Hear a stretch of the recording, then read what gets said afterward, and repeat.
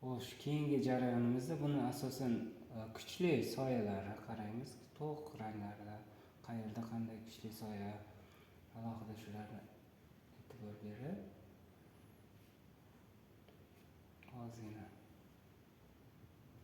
kuchaytirib qarab chiqamiz. Demak, bu hamma jarayon etap. Bu akvarel bo'yog'i shunday bo'yoqki, ya'ni etap bosqichma-bosqich talab etiladigan jarayon hisoblanadi.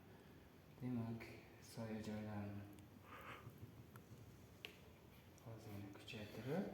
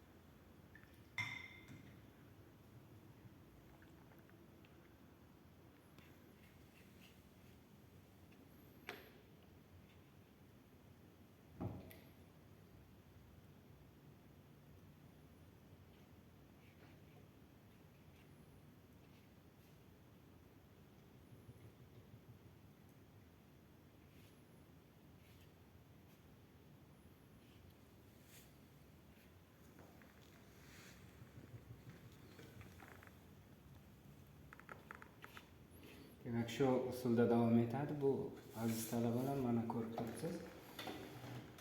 Nativorimiz bu bir etap. Buni alohida hali ishlab chiqishimiz kerak dars davomida. Demak, bu boshlang'ich ranglarni umumiy holatini topib olish jarayoni hisoblanadi. Demak, keyingi ishlarimizda, keyingi darsimizda buni davomiyligini va bularni umumiy demak detallarini ishlab chiqamiz.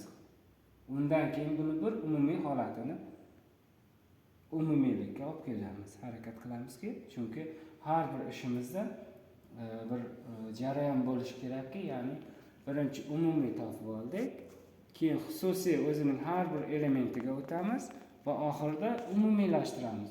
Demak, bu keyingi darslar jarayonlarimizda buni alohida yana umumiy holatga olib kelishni ko'rib chiqishimiz mumkin.